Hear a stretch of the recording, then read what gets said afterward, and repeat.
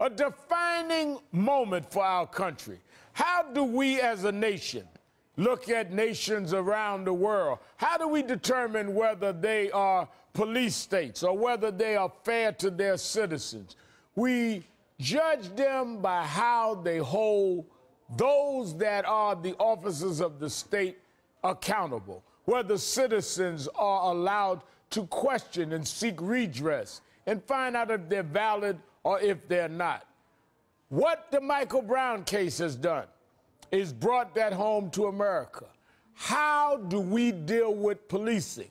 In the last 3 weeks, we've seen a woman pummeled unarmed on a freeway in Los Angeles. We saw a man killed with an illegal chokehold by police in Staten Island. Now Michael Brown. The world is watching us to see how do we handle holding our police accountable. Or are we now in a country where you can't question police without being called names? We can't give up our right to raise questions. Now to tonight's lead. Michael Brown's family is finally getting some answers about the young man's final moments. The family released the results of a private autopsy they commissioned today. And just a short time ago, President Obama weighed in on the situation in Ferguson, calling on the community to find some understanding. Let me call once again for us to seek some understanding rather than simply holler at each other. Let's seek to heal rather than to wound each other.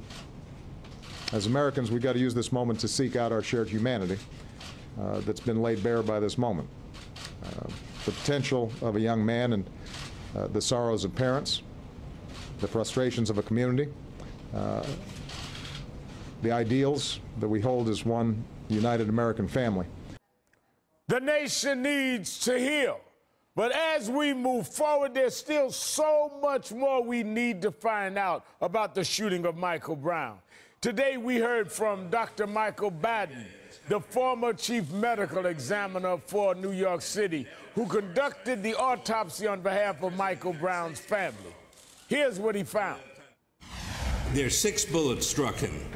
6 bullets struck, and 2 may have re-entered, and 3 bullets were recovered at the first autopsy. Police officer Darren Wilson shot this young man at least 6 times, including to the very top of his head. And Dr. Baden said the autopsy showed the shots were fired some distance away. In this instance, there's no gunshot residues on the skin surface, so that the muzzle of the gun was at least 1 or 2 feet away, the muzzle at the time of discharge. It could have been 30 feet away. It would be the same thing. We still have so many questions about what led to this shooting. But today, a few more things became clear. And the family believes this could lead to this officer's arrest, or he should be arrested, the family feels. They're not calling for a conviction, they're calling for an arrest based on probable cause. Joining me now is Lesley McSpadden, Michael Brown's grandfather. Thank you for being with us tonight. Yes, thanks, Reverend Al. It's always a pleasure.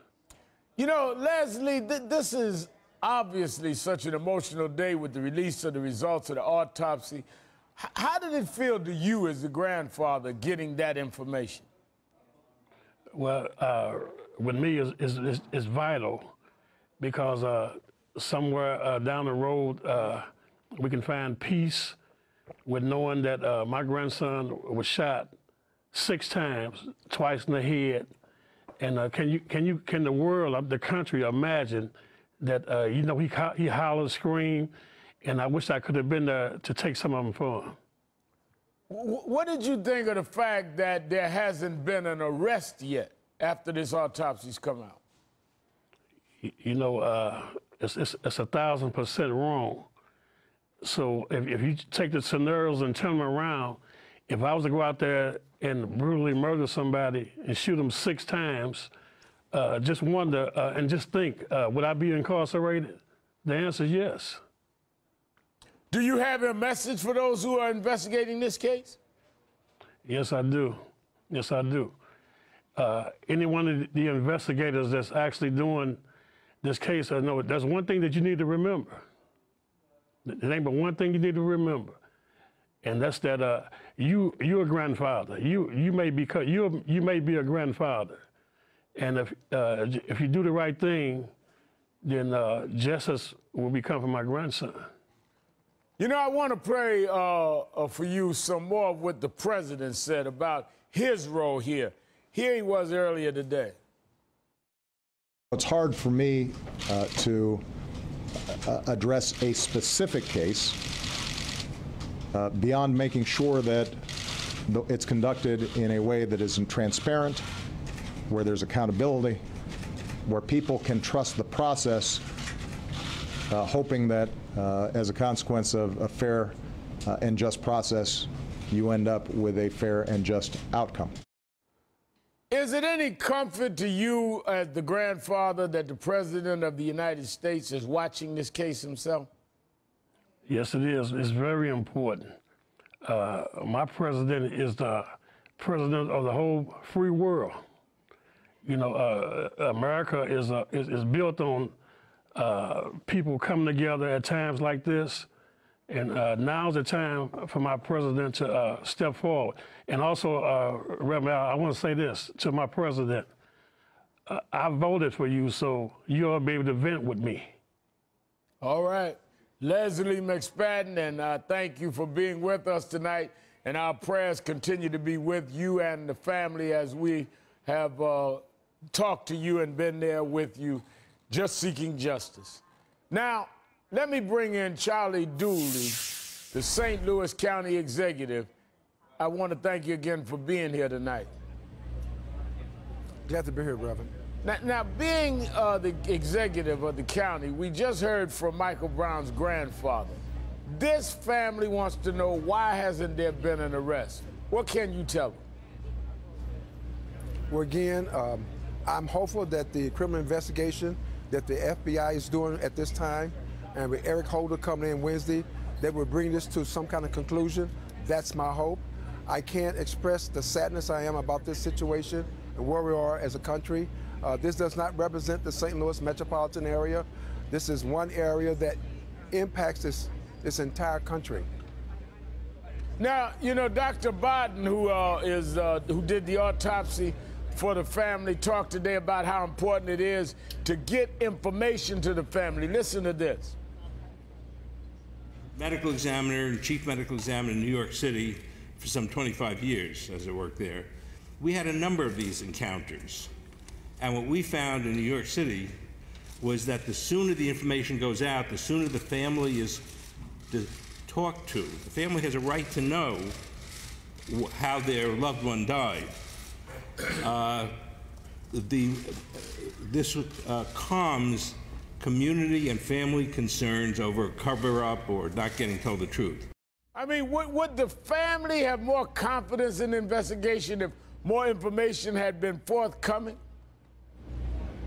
I agree. That's one of the missteps that we had in this investigation, that enough information was not provided to the family or to the public in any expeditious way. That's what we call transparency. It has not been forthcoming. So that is one of the major problems. As soon as we know something, we should make that available to the family and to the public. They have a right to know that. Well, they have, you're the county executive, they have a medical examination, an autopsy from the medical examiner. Should that be released? Why hasn't that been put out to the family? I agree that should be released. If they have a private individual saying something, from an official point of view, we should be saying something as well, as much as we can. At least give what you know, and what you don't know, say what you don't know.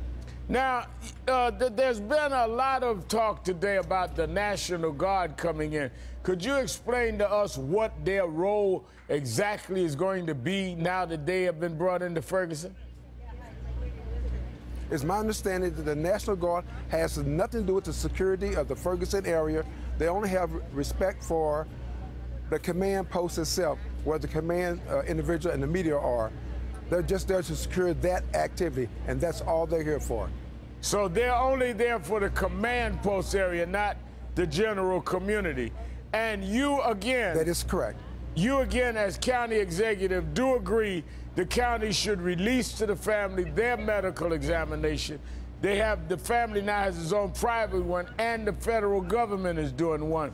Can't you understand why the family and a lot of people in the community, I heard it everywhere I went, I've been there twice this week, why they're so skeptical when you don't have autopsies released from the medical examiner, you don't have anything official, but you release a tape of Michael Brown shoplifting, allegedly, that had nothing to do with the killing, but the things you do have that have something to do with the killing, you haven't released. I mean, don't you understand how suspect that looks to a lot of people? Reverend, I do understand that. I agree with that terminology. The more information we can provide the public, the better off we're going to be. Why that information was not provided to the public, I cannot answer that. Has nothing to do with my office. It was up to me, we would have provided that information. Again, one of the issues in our community is Bob McCullough.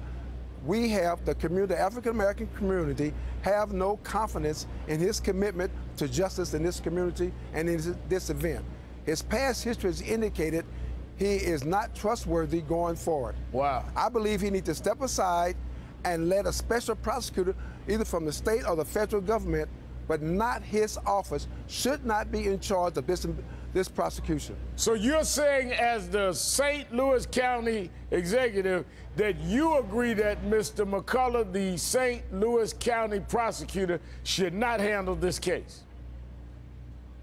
That is correct. I believe he should step aside and let a special prosecutor come in to review this case. I think that he is not objectionable. Some of his comments has been inappropriate, and his past history has shown us that the African-American community do not trust his judgment for these type cases.